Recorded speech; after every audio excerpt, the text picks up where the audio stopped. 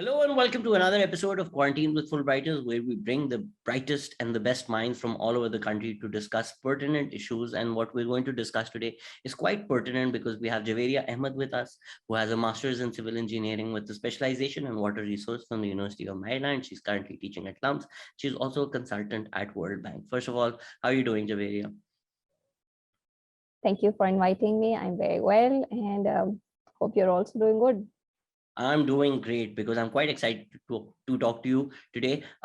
You're studying water resource management. You've studied that.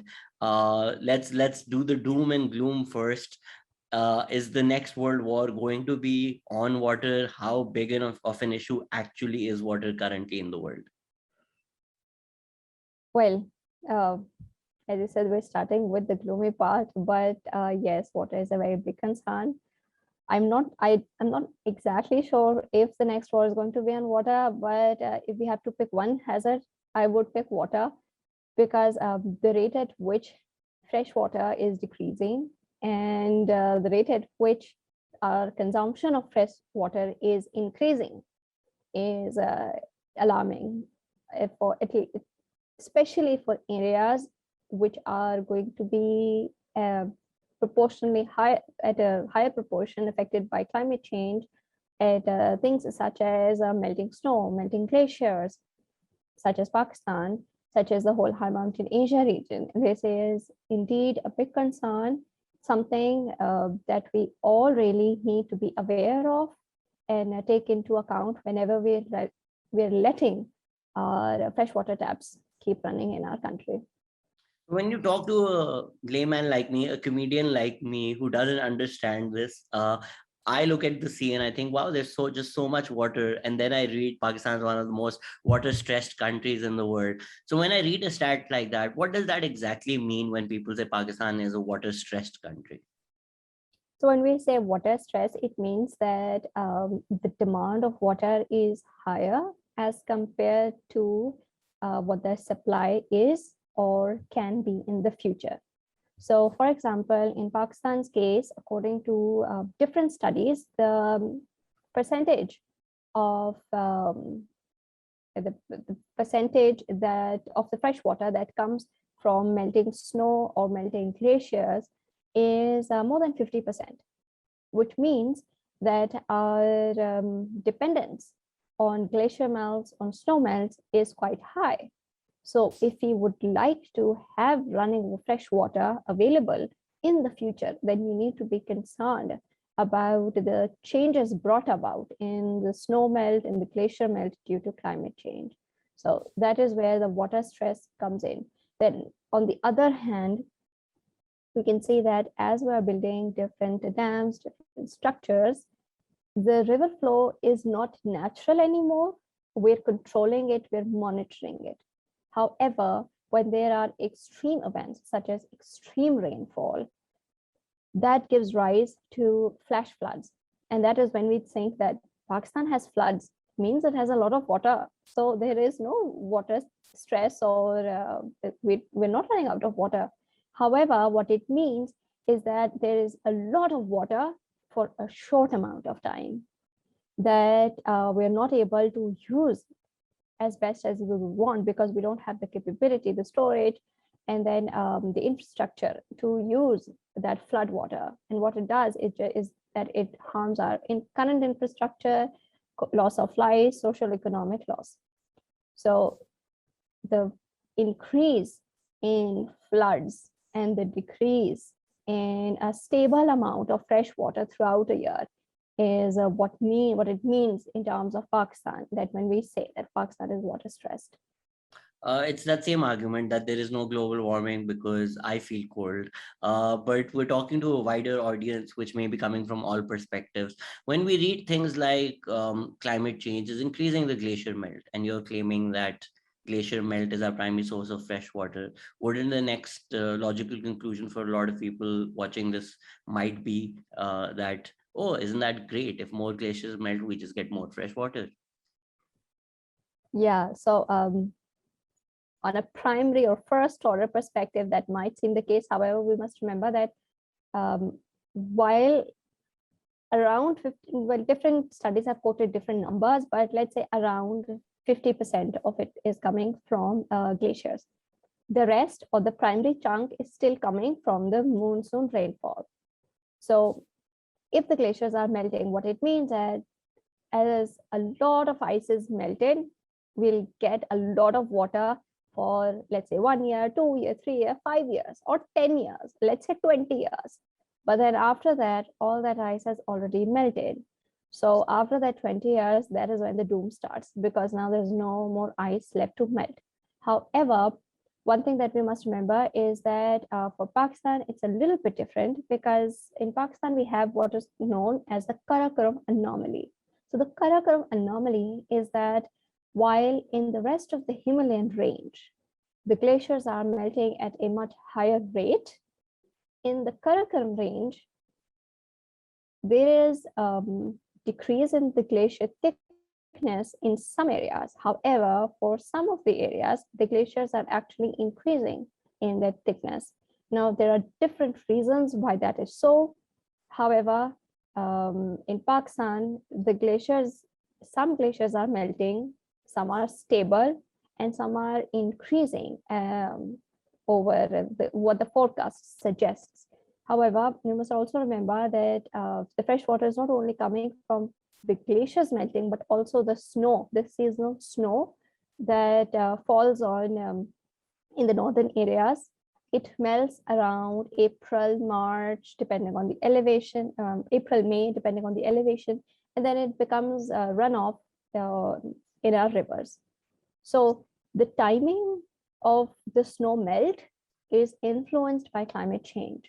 So that is also something that influences the availability of fresh water across the different months. So the Karakoram anomaly that you mentioned, what is some of the reason that the glaciers are getting thicker over there, apart from obviously the fact that Pakistan is a blessed country? Yes, Pakistan is indeed a blessed country. So some of the reasons that have been suggested, so there is still a mystery, but some of the reasons that have been suggested because for the Karakoram anomaly are that so the Himalayas are formed because of the interaction between two tectonic plates. And one of the plates is pushing above the other plate. And that is why it's increasing the elevation of the mountain. So actually, some of the mountains in the north of Pakistan, their elevation is increasing a little bit. So I'm not sure when K2 will be the highest peak on the planet, but there are some mountains in Pakistan where the elevation is increasing because of the interaction between these two tectonic plates. I'm sure K2's father reminds K2 every single day that you're not the first. Why can't you be more like Mount Everest? So, I am sure. When you talk about water management, that we don't have many resources, and you've really studied a lot in that field as well. I think our nation is a little obsessed with large dam projects, which are quite expensive and may cause environmental damage as well. Are we not thinking about smaller water resource management, especially upriver, which might help smaller communities? And if we're not, what can we think about which would help manage our water resources better? So that's an interesting question, because we do tend to have like a very focused solution for our water problems, and that let's build more small dams. So while dams would help us in storing water and then producing electricity, so therefore we would have electricity through hydropower rather than through burning coal. So while that is a benefit, however, we also have to remember that when we're building dams, we're changing the natural course of the river. And not only is it going to influence how the water is then distributed among the provinces, but then when over the course of the time, a process known as silting starts in dams. So what silting is that silt starts accumulating on the surface of the dam, and that decreases the storage capacity of the dams. So the dams that we build are going to have a specific life or design life or operation life. And it remains to be seen how effective they would be in managing our water resources as we move forward. But when we come towards water resource management, yes, there are a lot of initiatives that we can take. And perhaps we're already thinking along those lines already. It would, of course, be better if we stress that more right now rather than later about things such as like rainwater harvesting or using climate resilient irrigation schemes, things like that. So that would be individual contributions to solving water resource management issues in Pakistan.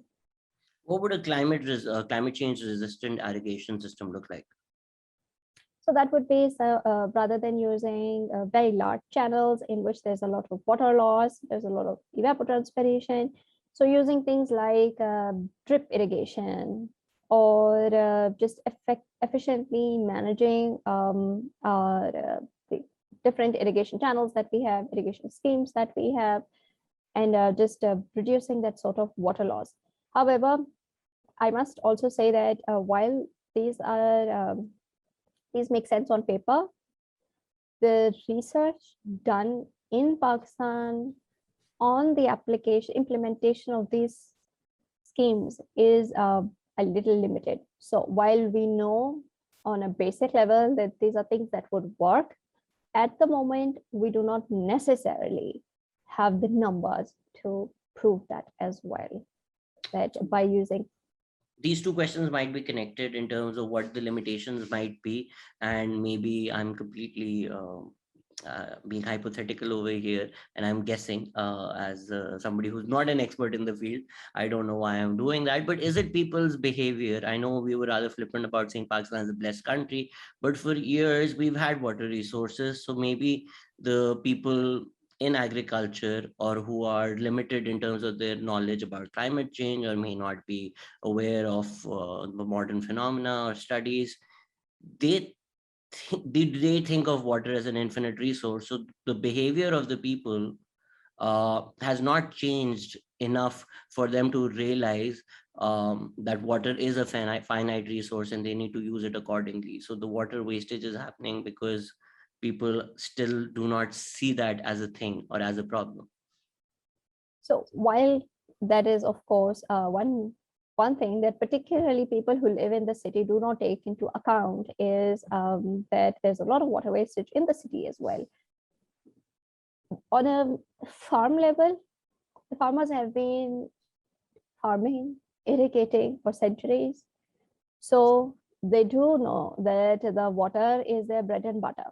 So yes, while they may be hesitant in using new technologies, and even if they do get to know about it, they're not comfortable using it, or it may be a monetary loss for the first couple of years. There are certain schemes that in the beginning, they're not as beneficial, and then you see the benefit over decades or long periods of time. So for a farmer who has limited resources and is dependent on his crop year to year, it is easier said than done. Then let's change the irrigation scheme or let's change your farming methods. So we also have to remember that the way that these can be implemented, and then how we can convince people to implement these schemes is also not as simple as we would like it to be. So yes, we are aware of some things, we are not aware of some things, and some things are just beyond our control as well, such as the crops that we use to plant here. So such as rice.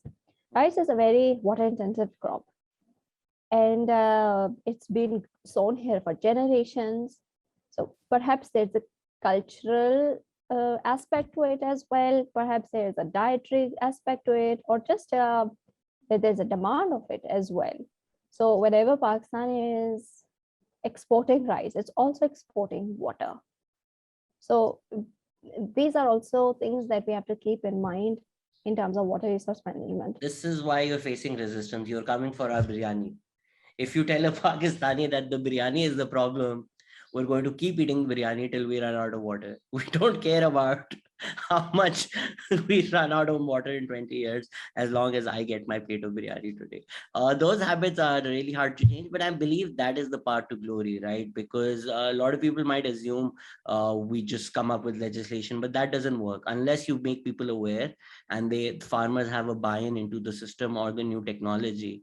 A simple piece of legislation cannot change things. Yes, and we also must remember that change is usually decadal, or I would say glacial. But Made it in slowly.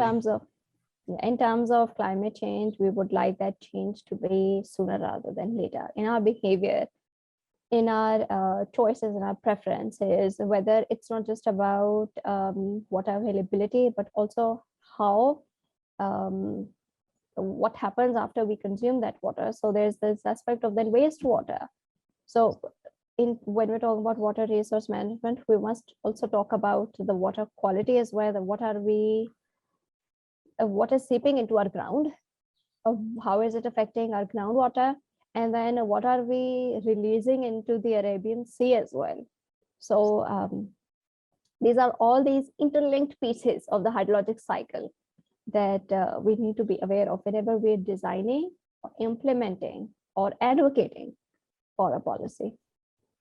uh, I think this is a podcast on its own, especially when there are factories which are built upriver and there are communities which are living downriver, the water they're consuming or the disease. Even if people only think about these things in terms of economics or what the industry produces or capitalism, the disease, the loss of life, hospitalizations, even that needs to be accounted for in economic terms, if that is how they see the world. Is there a way we can, is this just about raising a lot more awareness and consciousness about these issues? Or, or is there nothing that can be done if industries are making profits? Then even if people are dying or the river is getting polluted, that's a price states around the world are willing to pay. So I don't really have the best answer for this. So my 2 cents are that uh, particularly in terms of how we tackle our climate change induced or other problems such as like wastewater, there are a lot of things that we would like to do. However, then there's the constraint for developing countries or countries that are in the global south, as we like to call it. Yes, we would like that we have a state-of-the-art wastewater treatment system, facilities, and infrastructure. However, who will pay for that? So what I like to think of it, or how I like to approach this thing. Otherwise, there's a heavy chance, or there's a high chance that you're going to depression if you start thinking about all the problems related to water here. But what I like to do is that think about things that are in my sphere and that I can contribute to, and that those that I can understand and try to solve. So I like to start at a small point and then build upon it and link other issues with that point.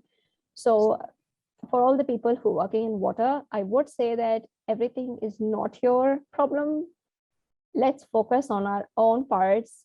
In Pakistan, one thing that I'm happy about is that there's a lot more interest in water resources now, as there was before or previously. When there are more people who are educated about these problems, well, then it's just going to have a domino effect, and that this knowledge would then be passed on to a higher number of people. One other thing that I would really like to see is that these issues be included in our primary and high school curriculum so that we're raising a generation of climate conscious citizens. We were not aware of these things until we became adults. So if we start inculcating these issues into the brains of children, by the time they become adults, they would be more open to adopting different policies or changing their behaviors or eating less biryani if that's the way to go. No. You will win no people over by saying that. For all the Fulbrighters and other people working in the education sector, please make sure this is a priority. It's a great policy suggestion. Talking about you as well, when you say it's great that people are focusing on water, how did you get into water? Is that something you were already thinking of before going for your Fulbright, or is that something you discovered while doing your Fulbright? So I was not at all thinking about going into water. I'm actually an engineer by profession. So when I was doing my high school exams, there was one subject that I did not like at all, and it was chemistry. So I knew that I wanted to do engineering, but as unfortunately is the case in Pakistan, we tend to choose our careers based on whatever is going to be the easiest for us. So I decided I'll choose that field of engineering, which will not have chemistry. So there was only civil engineering, which did not include any chemistry courses in the beginning. And that's why I chose civil engineering. But I quickly realized that standing in the field and making sure that every contractor is doing everything was perhaps not for me. So in my last semester, we were taught this course called Water Resource Management. And I just fell in love with that course. So it was the last semester, and it was a good thing that the professor was also nice. So it really intrigued me because I've always been interested in geography. Mhm. And water resource management is very deeply interlinked with geography, with the geoinformatics.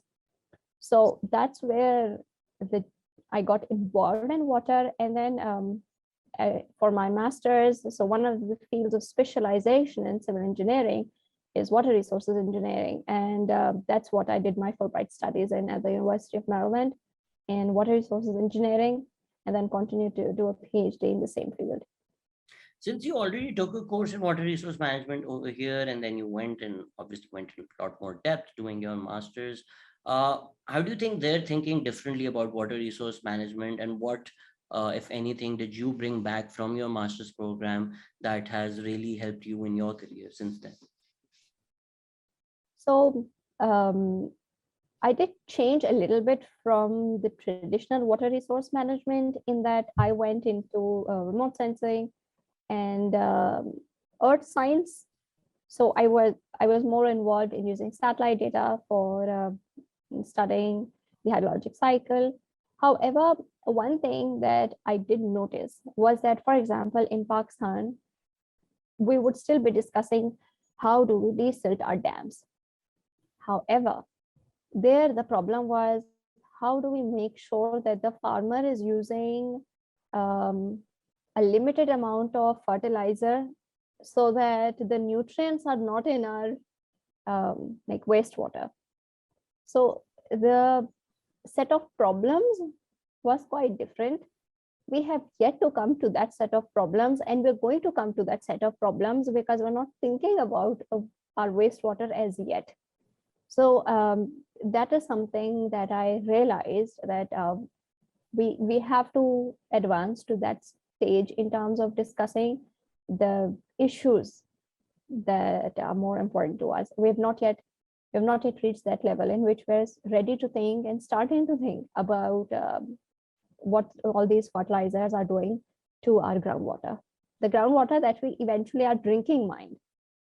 Is it true that dams and barrages are supposed to be shut down for a month or two for the desiltation process to occur? But because Pakistan can't afford to do that, we do not do that, which is why our dams and barrages run at 30, 40, 50, 60% capacity of what they could. So I think it rather depends on the size and the type of the dam. I won't say that for every dam, but I think it depends on the location, the type. So for example, if a particular dam is situated in an area where there's more silting, where the topography is such that there's a lot of fall into the water of debris of rocks, So that it would be more important rather than in an area where silting is not an issue. So it depends on a case by case basis. Let's come back to your Fulbright. You also mentioned that it was not for you to stand as a contractor and get work done. Uh, uh, it really is a struggle to see women in STEM, and it's great to see you and doing all the work that you do. Uh, did you face any struggle being in a STEM field, being a woman? Um, I'm sure there is sexism, so I'm not going to even ask that. But how hard is it, and how much of a struggle it is?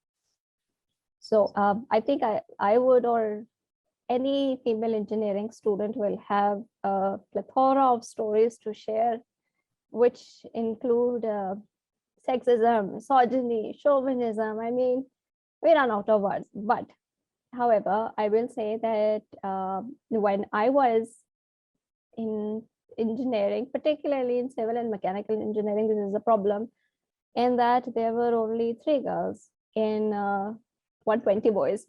So when you have proportions like these problems are going, like they're going to, it would be very hard that things like gender-based problems do not arise. So yes, there were a lot of times when I would be very frustrated in that gender-based problems are issues that you cannot solve by working hard. So yes, there were a number of times during my undergrad when I was very angry and very frustrated. However, I would also add that there were a number of times when several professors or the university staff were very encouraging, and they would go out of the way to help us because they could appreciate or realize our situation. So while everything is there, gender-based problems are there. There were some instances, several instances that were very heartwarming, in which people encouraged me to pursue different opportunities, and were more mindful of us because we were female students. Uh, as far as my graduate studies go, so this was a coincidence, I think, but it was a happy coincidence that I went into a group that had majority girls in my master's and PhD. So it wasn't as much of a problem there because it was predominantly girls. However, in my undergrad, yes, there's a long story there, and but now I see that the number of girls who are in engineering has definitely increased in fields such as civil and mechanical engineering as well. It is heartening, at least for me, to see that the proportion has gotten a little better. So a lot of prospective Fulbright students listen to our podcast. So for that girl who's listening, who may be afraid of these hardships, but may be interested in STEM, what is your pitch? What would you say to that girl? Imagine yourself as 16 listening to this. Why does STEM need more women? So I think the STEM needs more women because women need to reclaim their intellectual abilities. And so when I was graduating from my undergrad, in my head there was just a limited number of options that there were. I had just made up my mind that okay, I'm going to graduate, and then I'll just join a consultancy and become like a junior engineer, and then perhaps get promoted after some years or something like that. But I never thought that I could actually make a career for myself in engineering because I was afraid. I was unsure of my own abilities. And perhaps that is because that is how society has trained us to value our intellectual abilities, in that we're not good enough, we're not smart enough, things like these. And all of these feelings I also had when I was graduating. I never thought that I could actually make a career or become a serious professional.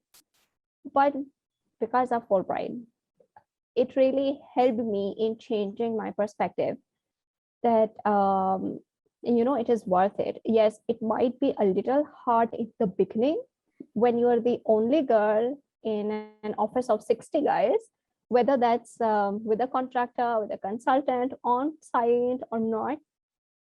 But believe me, it's worth it, and it gets easier. And if you're confident in your own self, believe me, um, you'll be able to overcome any initial awkwardness, embarrassment, or self-doubt, and stick with it. And in the end, it is always very fulfilling. If you have a career, if you are able to own your intellectual abilities, and have a career and a profession, it is really fulfilling. So for all the girls out there, I'm just going to keep saying that it might seem hard at the moment, but believe me, if you reclaim your space, people will give you that space, because you're worth it. You ended up with a L'Oreal's tagline, but That it was a great speech. I think we started with doom and gloom, but one cannot be anything but hopeful to see people like you working in the field. It just inspires confidence. And since you already did mention the Fulbright, let's just end this with this question, that to see how articulate you are, how confident you are, and all the great work that you're doing, how much did the Fulbright experience make you the person that you are? Oh, I would say 110%. The Fulbright has really changed the course of my life. And this is not something that I only am saying. Whoever I've met through Fulbright would say the same thing, that Fulbright really not only changed your, like, it changes your career trajectory, it opens up new horizons. And so I would go back to the thing that when I was graduating, I didn't think that there were any other options. After Fulbright, I do know that I have a lot of options, and that getting someone to hire you is not the ultimate goal. You can be your own boss. So there are a lot of options, and Fulbright has helped me in understanding the whole experience, not just the academics, but the whole experience has helped me understand that there are a lot of options, and for at least for women, it's a great opportunity. As good a place as any to end this podcast. And as a Fulbrighter myself, I 100% agree. Fulbright is not paying us to say this, but do apply for a Fulbright. It does truly change your life. Thank you so much, Jawairia, for talking to us today and for all the great work that you do. And thank you, everybody, for listening. We'll be back next week with another guest. Thank you. Take care. Goodbye.